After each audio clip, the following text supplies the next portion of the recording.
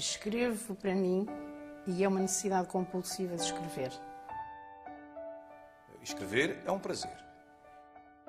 Eu não gosto de escrever. Eu gosto de ter escrito, porque a escrita em si é um ato bastante doloroso. É uma necessidade. Eu escrevo porque gosto muito, porque me dá prazer. Escrevo por impulso, normalmente. Escrever foi assim, um hobby, começou e é um hobby. Ora, eu escrevo porque tenho uma inclinação pessoal para escrever.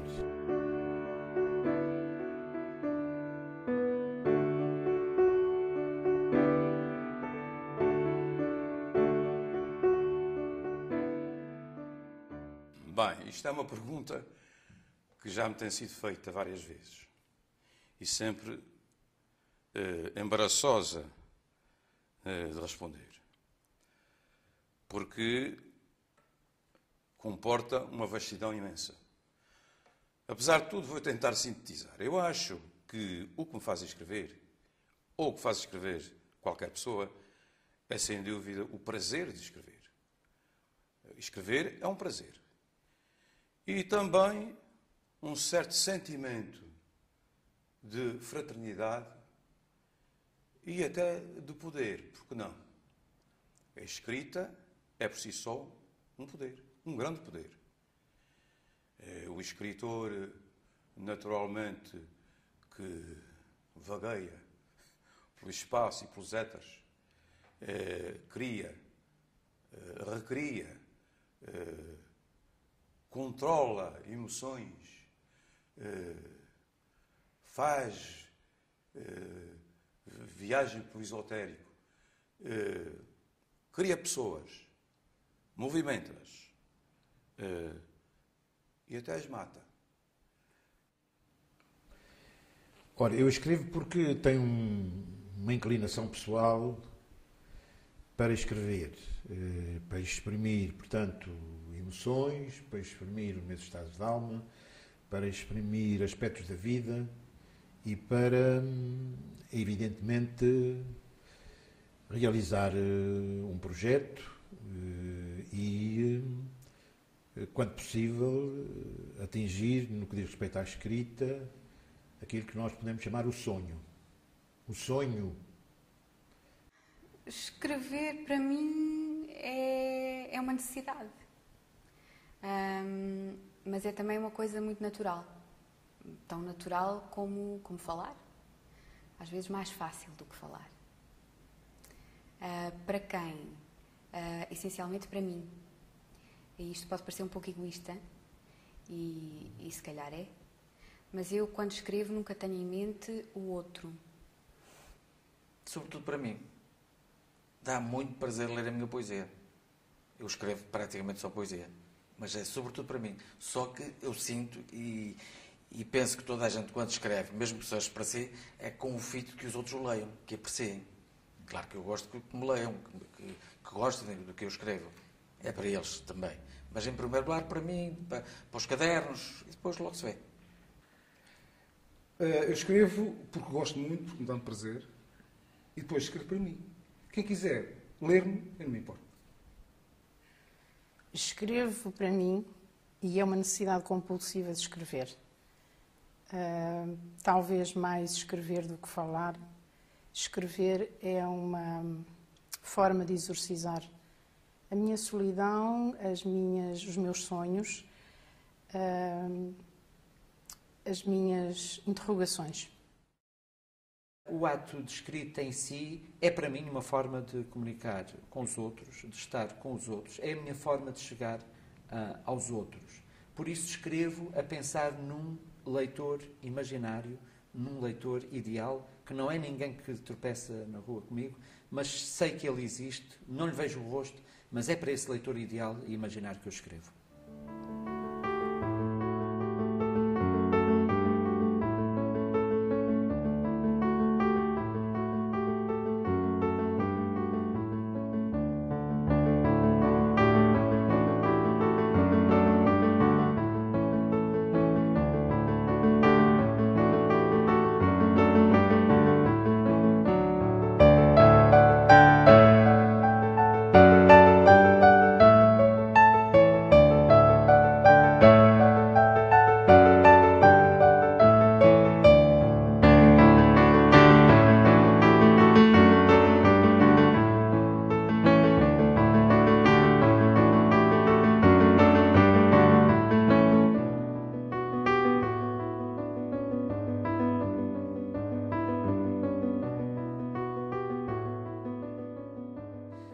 conceito da açorianidade é criado por Nemésio em 1932, no âmbito da antropologia cultural, por decalque do conceito de hispanidade, que tinha sido um conceito inventado pelo Miguel de Unamuno, o grande pensador espanhol, amigo pessoal de Nemésio. Nemésio foi particularmente feliz com esta expressão açorianidade e com isso ele queria significar a influência que o meio geográfico tem na maneira de ser, de estar, de pensar e de agir do açoriano, ou seja, a maneira como a geografia e a geologia têm efeitos diretos na nossa vida. E ele tinha aquela famosa frase que dizia, para nós, açorianos, a geografia vale outro tanto como a história. E, de facto, nesse âmbito em que a geografia e a geologia têm alguma influência na nossa maneira de ser, de pensar, de estar e de agir, em algumas obras minhas, eu penso que sim, reflito um bocadinho o Açorian Torpor, o spleen, o mormaço, a mornaça. Portanto, esta coisa que pode ser um pouco açoriana, mas um pouco tem a ver com o clima e com a geologia. Em algumas obras minhas eu reflito um bocadinho isso. Agora, eu vejo a açorianidade num outro contexto que não é um contexto literário. A açorianidade é um contexto da antropologia cultural. E, portanto, não se pode confundir a açorianidade com a tão falada literatura açoriana. Quando ouço os primeiros acordes do hino do Espírito Santo, eu sinto-me açoriano. Portanto, há determinados elementos que nos fazem vibrar, que nos fazem pensar, que nos fazem sonhar mesmo. Acho que para mim a insularidade é que pode marcar alguma coisa, porque até aquela questão que há muito aqui do mar fechar e do mar ser uma prisão, para mim, desde pequeno tive a felicidade de começar a contatar com navegadores, desde os 12 anos de idade. Foi um aprendizado do Dr. Narujo que me lançou nessa área. E aprendi que antes de eu poder ir para o mundo, até por razões políticas, na altura só se tinha um passaporte depois de acabar o serviço militar, e o meu acabou aos 27 anos. Antes de ir para o mundo, eu aprendi que o mundo vinha até nós. E nunca senti que o mar era uma porta de saída, era uma porta de entrada. Eu penso que há que fazer uma diferença essencial entre estar numa ilha e ser uma ilha. A Cecília Meirelles, por exemplo, exemplificava isso muito bem. Ela não tinha nascido numa ilha, mas no fundo tinha uma maneira de ser tão intimista, tão solitária e, por outro lado, uma maneira de escrever que não era possível de inserir numa corrente literária unívoca, que era ela própria uma ilha, apesar de não vir de uma. Por outro lado, as pessoas, como estava a dizer, que são ilhoas, para onde quer que vão, mesmo que vivam noutros países, carregam sempre a sua ilha, não é? Isto é uma realidade incontornável. Depois voltam à ilha e percebem que a ilha já não tem nada a ver com aquilo que carregavam. O que carregam é uma ilha mítica. Mas, claro que, obviamente, a insularidade que carregam, apesar de influenciar de todas as formas aquilo que escrevem, eu penso que quem escreve tende sempre para a universalidade.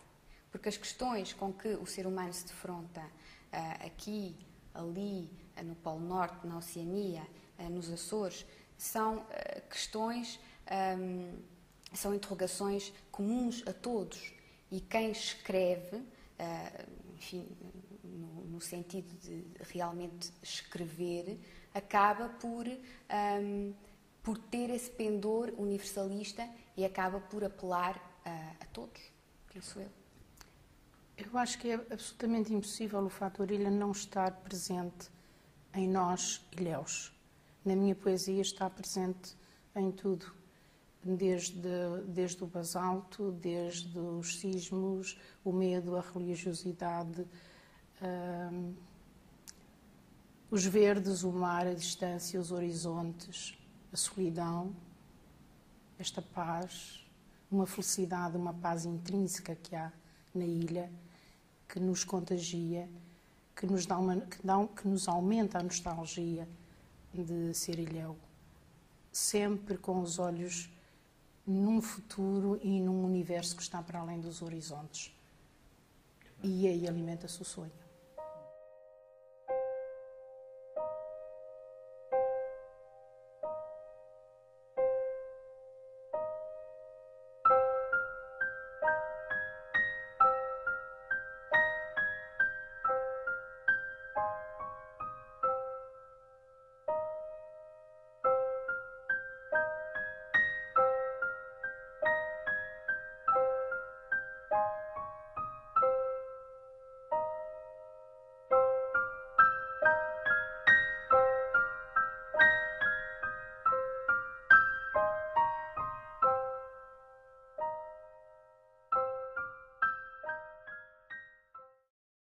Eu, de qualquer maneira, optaria sempre pelo pequeno meio para escrever. Embora todos saibamos que no pequeno meio não há experiências. O escritor é um ser que carece de muitas experiências. Primeiro, o escritor não assumo. Posso dizer que conto histórias, que escrevo umas outras coisas sem serem ficção, mas essa outra periferia acho que não está, porque é um lugar do mundo como eu acho que a outra periferia acaba por ser melhor do que a solidão de uma grande cidade, de uma grande metrópole. E aí é que pode haver uma questão de estar fechado, com não sei quantos milhões à volta, mas em que não há hipótese de comunicação. Lisboa, porque não? Até Coimbra, até Ponta Delgada. Comparado com a Horta já tem outra dimensão. Claro que viver em meios desses, onde existem eventos todos os dias, existem teatros todos os dias, existe literatura todos os dias, penso que terá muitas vantagens a esse nível. Só que também o nosso meio sendo pequenino tem algumas vantagens. Dá-nos espaço, dá-nos reserva. E nós, 2 horas, estamos em Lisboa, pouco mais. A internet, isso hoje é fácil correr o mundo quase sem cedilha. Eu tive um pai literário, que foi Vitorino Mésio, que me ensinou esta coisa muito simples. Nós temos que ser universais a partir das ilhas. E eu quero ser e tento ser universal a partir das ilhas. E nesse aspecto, o viver no Faial é uma mera circunstância. É uma mera circunstância porque eu podia viver num distrito qualquer, possivelmente faria coisas diferentes, mas o facto de viver numa ilha como esta dá-me uma enorme vantagem. A vantagem de viver num espaço que é um espaço ele próprio de criação. Os Açores são, por excelência, um espaço de criação. Por um lado, pode ser bom, porque isto há pouca concorrência, portanto. Por outro lado, há o tal isolamento, portanto, devido à fraca produção, portanto, e o fraco número de leitores, portanto, não há mercado. Poderá haver esse problema, portanto, mas quem conseguir escrever e depois publicar no continente, com certeza que vai ter sucesso. Agora, aqui localmente não há mercado nem para grandes sucessos, nem para grandes vendas. Só há um problema, é a falta de leitores. Portanto, não há leitores, as pessoas não leem, portanto, tudo nasce disso. Portanto, porque se houvesse muitos leitores, era tudo fácil, portanto, a distribuição, a edição, a produção, etc, etc, etc. Eu sou uma pessoa pouco ambiciosa no sentido de expandir aquilo que escrevo. Talvez timidez, talvez um certo pudor. Os meus livros conhecem-se através dos lançamentos e dos muitos que eu escrevo para os amigos. E tenho mandado para muitas partes do mundo, onde eu conheço pessoas e onde tenho amigos. Eu envio os meus livros, eles são conhecidos e são bem recebidos. Mas eu reconheço que no nosso meio faz falta um mecanismo que ajude a publicitar e a dar a conhecer quem escreve. De facto, nós vivemos num país em que está tudo centrado em Lisboa. E os circuitos editoriais também estão todos muito centrados em Lisboa. Para quem vive aqui no meio do Atlântico, para quem está no Alentejo, em Trás-os-Montes ou Algarve, o problema é o mesmo. Eu não fico de braços cruzados e eu tenho encontrado o meu público não só nestas ilhas, mas tenho descoberto nos últimos anos um outro público que está fora daqui, mas que é muito nosso, que é o público da nossa diáspora açoriana.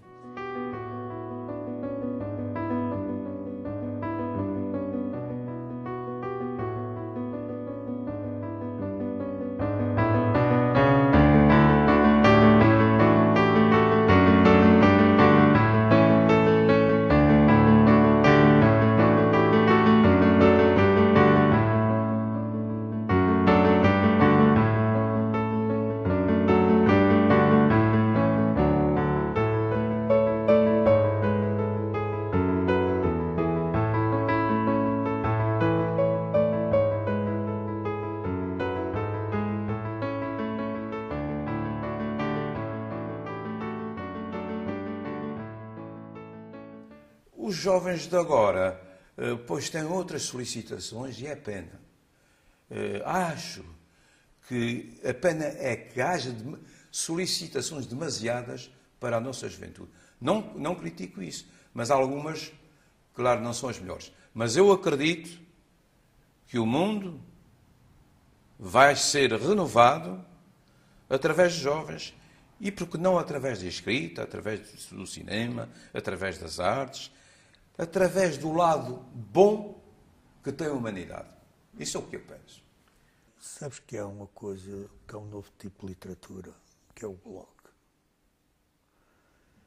E eu, embora não seja muito bloguista de andar lá a correr, se bem que esteja a colaborar num, tenho visto muita coisa escrita, e às vezes em blogs em que não pressupunha que existisse essa qualidade. Coisas interessantes, e é uma maneira de se estar no mundo das letras diferente e mais abrangente. Isto tinha que se refletir um dia de qualquer maneira. Vamos produzindo, aparece um isolado e outro, e depois isto tem que dar um salto. E penso que estamos a chegar a uma fase em que esse salto qualitativo, em que esses nomes novos vão aparecer com uma força e com uma qualidade que se calhar nunca viste até aqui. Porque eles têm armas, eles têm bagagens, eles são viajados, eles têm cursos superiores que lhes deram montes de armas. Estamos a assistir aqui no Faial, neste momento, penso que quase que é uma revolução em termos intelectuais. Uma ilha tão pequenina, com 15 mil pessoas, e está a haver surgir projetos de grande criatividade.